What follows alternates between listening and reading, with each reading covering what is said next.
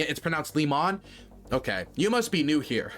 You must be new in my chat. If you think I'm gonna pronounce anything correctly, you're very mistaken. I'll try, but it's never gonna happen.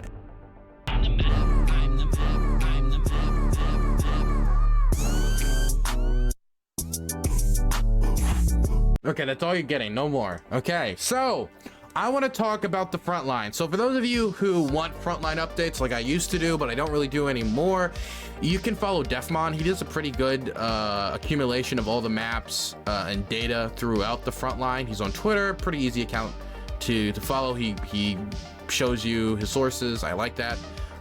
He shows a lot of stuff that a lot of other daily update people don't show. For example, shelling locations, so you can see the intensity of shelling in different areas across the country. As you can see here, areas around Bakhmut, Crimea, Voldar, all across the Donbass, a little bit in the Zaporozhye front line. This is where you're going to see the most intense shelling. The Russians have also been trying to target the Kupiansk area because they were very much humiliated by the Ukrainian counteroffensive there, and I think they want to make moves back towards capturing Kupiansk, because it's going to be very, very, very, very, very difficult for the Russians to capture Kupiansk, to capture Kramatorsk and Sylvansk and these other large locations without capturing Kupiansk, without capturing Lyman, without capturing these areas in the Kharkiv and Luhansk oblasts. Anyway, I really like his stuff, definitely because he also talks about weather. This is a big thing that a lot of the update people don't talk about. For example, if you look here, you can see that he specifically points out Crimea, which is going to deal with basically sub-freezing temperatures for the next, what, like 14 days. For the next 14 days until February 28th.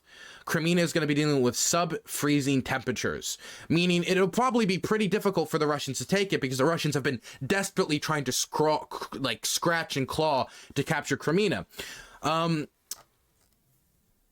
And of course, Bakhmut is the area that is getting the most attention right now. But Bakhmut, and we'll talk about Bakhmut in a second. Let's pull up the big map though. But Bakhmut's not the only place that's getting attacked like crazy right now. People talk about Bakhmut a lot because Bakhmut, is, it's like a bigger city. Well, it's not really a bigger city. It's like 80,000, which is bigger in reference to like Soledar, but it's not bigger in reference to like Kramatorsk or Kiev or Kherson or any of those locations.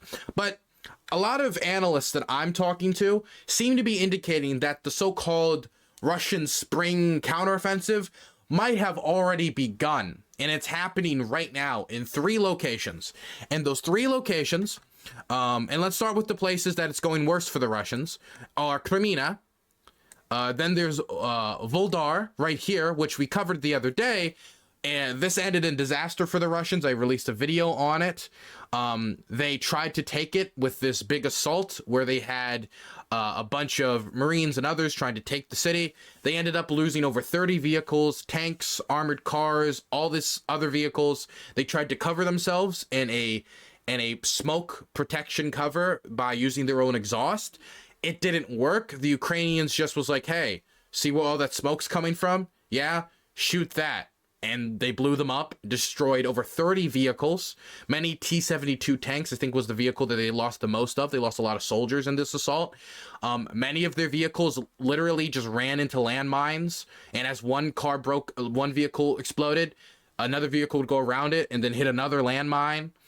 Many of the artillery guns that Ukraine had in this area was already pre-prepared. That means, like, when I say pre-prepared, not only were they like, they had a shell in it and stuff like that, but they already adjusted the coordinates beforehand for areas that the Russians were likely to attack from. And those areas where the Russians were likely to attack from were the areas that they attacked from. And so they got hammered. And there's a bunch of pictures online of just these smoking wrecks of Russian vehicles. And when we say 30 vehicles, those are the vehicles that we can confirm destroyed, right? That means we've seen photographs of those vehicles destroyed, meaning there's probably other vehicles that are heavily damaged and will not be re-entering combat anytime soon, possibly others that have been so damaged that won't be returning to combat at all and might be scrapped for parts, and we have no idea how many soldiers directly died in this assault. Why did the Russians try so desperately to capture this and fail? fail? Well, the main reason I've heard for failure is just poor command, poor communication, not a great plan. But the reason they want this is if they capture Voldar, it's going to be a lot easier for them to capture everything up this way, all the way towards, well, the entire front. Because if you look down here, like, there's a way for them to swing up here and they capture Voldar, then they can come up here, they can try to capture this, they can try to capture all of these settlements all the way up until Bakhmut. And that isolates Bakhmut further, or has the potentiality to isolate Bakhmut further. Kremina, I can't believe I forgot where Kremina is on the line. Does anybody remember where Kremina is on the front line? Oh my goodness, I can't believe I think I've lost it. I believe it's somewhere over the rainbow. Yeah, it's around here. So the Russians are also trying to attack around this area. We have less updates from this area. They didn't have as much of a disaster as they had around Voldar, but they haven't been making much progress in this area as far as I know either. The area the Russians are making the most progress is also the area you're hearing about the most in the news, because they're making the most progress there.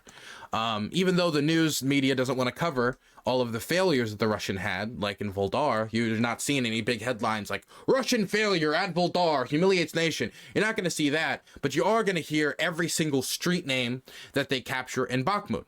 So Bakhmut is in a very tough position right now. Some people have suggested that it's completely encircled or cut off. The leader of the Wagner group, if you don't need to believe me, by the way, you can call me CIA, Burns TV, whatever. The leader of the Wagner group has acknowledged that Bakhmut is not encircled and that they can still get supplies into it. And he has said that they're not going to be capturing it in the next few days, and it's going to take a lot more effort. This is at the same time that the Wagner group seems to be somewhat getting faded out when it comes to Bakhmut. And what I mean by that is not that the Wagner group has been kicked out, but as a lot of these prisoners are sent into combat to die, and as the Wagner group has now been stopped from hiring any more prisoners. They said that they don't need to hire any more prisoners because 10 million Americans signed up, but that's just propaganda. A lot of these Wagner group soldiers, that they get killed, and now they're getting replaced by official Russian military soldiers.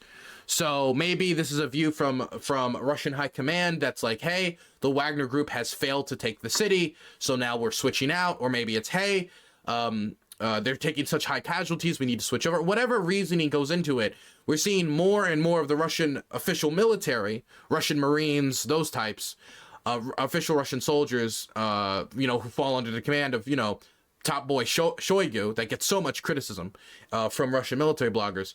They seem to be replacing more and more of the Wagner group in Bakhmut. They are taking up more and more of the offensive actions. Wagner group's not gone, but the official Russian military is becoming more and more visible in these attacks, right? So that is the Russian side of this. They're still trying to take it.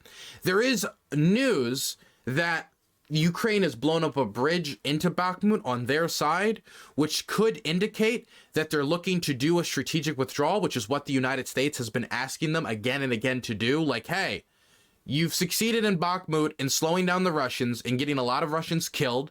The Russians right now are losing, like, I think the average for the last 7 or 10 days has been about over 822 or 24 casualties a day, which is really high. It's some of the highest casualties the Russians have seen since the start of the war. I did a video on my main channel, on my second channel, not my main channel, DylanBurnsLIVE, about this casualty number, if you guys wanted to go check this out. And the Americans are basically telling them, like, look, Bakhmut is not that strategically important. Bakhmut might be very symbolically important because Zelensky, hyped it up in DC. He's talked about it being their fortress and all this other stuff. But Bakhmut, from a strategic component, can do two things for the Russians. One, and this is what the Russians want it to be, this is why they want to encircle it so badly, is that it could potentially be the gravesite for a lot of Ukrainian soldiers. Meaning that if they were to encircle it and capture a lot of Ukrainians, that could be a blow to the Ukrainian military. That's part of the reason why the American command is so much pushing the government to be like, hey, withdraw. It's not worth it. It's not worth it. Live to fight another day. The other potential use, and this is the main reason they even attacked Bakhmut in the first place, they've been fighting over Bakhmut for 6 to 7 months. I don't think they thought they would be fighting for it for this long, is that it's a stepping stone to capturing the Donbass. They've had a lot of, well, we can say, shortcomings when it comes to capturing the Donbass. For example, when they lost Lyman and they lost Izium and they lost Kupiansk, when they lost these locations, this was a major blow to this goal to taking the Donbass, because their original goal was to encircle Kramatorsk. I've been to Kramatorsk. The place is a fortress. It's been built up not only over the last year of fighting, but also over the last 8 to 9 years of fighting since 2014, with the Russians invaded with their illegal war in 2014 and annexed Crimea. It's pronounced Liman. Okay, you must be new here. You must be new in my chat. If you think I'm gonna pronounce anything correctly, you're very mistaken. I'll try, but it's never gonna happen. And I just want to give you that piece of advice now.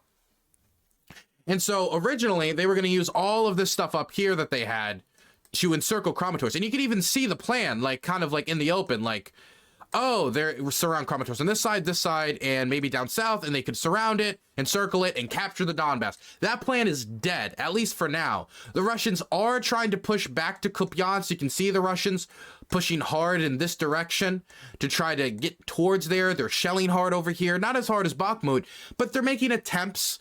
I don't think that they have very good chances of capturing all these locations back, especially Izium, when there's like a river in the way, and the Ukrainians fought for so hard to retake Kupiansk. I don't think they're going to give it up without a fight. And so Bakhmut is not going to change the face of the war. It isn't. Once they capture it, that doesn't mean that they're going to capture Kramatorsk. That doesn't mean they're going to capture Slavyansk. But it is a necessary stepping stone for the Russians in order to capture Kramatorsk, in order to capture Slavyansk later. And so, in the minds of a lot of Ukrainian command, stop them here. No need to let them get any deeper. Grind them down. Take down as many Russians as possible. There's about 200,000, maybe 300,000 Russians deployed in the country. More of them you kill a day, the less of them you have to deal with later. Might as well kill them in Bakhmut, soften them up. But I don't know how long they can continue to soften them up. Because as much as I would like them to hold on to Bakhmut forever, just like I would like them to hold on to all the territory they have forever, the big thing I'm concerned about is, biting off more than they can chew in the long term, and losing a lot, possibly hundreds to thousands of soldiers unnecessarily that they can't so easily replenish. And I'm not saying that the Ukrainians can't mobilize a lot of soldiers. They have, and they will, and there continues to be many men that they could continue to mobilize. But Russia is a bigger country with more population. And so this is something that the Ukrainians do need to keep in consideration to some degree. Even if they have more troops mobilized here, they have more troops in Ukraine, and they have more people they can mobilize, there's no need to throw away experienced troops into the wood chipper, because we've seen what that has led to on the Russian side, and that is casualty numbers of upwards of 800 soldiers daily as an average occurrence for the last 2 weeks. So that's why the Russians want Bakhmut. That's why the Ukrainians want to defend it, for symbolic value, for grinding down the Russians, and they want to hold on, and they want to stop them from another stepping stone moving forward in the Donbass. So now I think you guys have a general outline of it.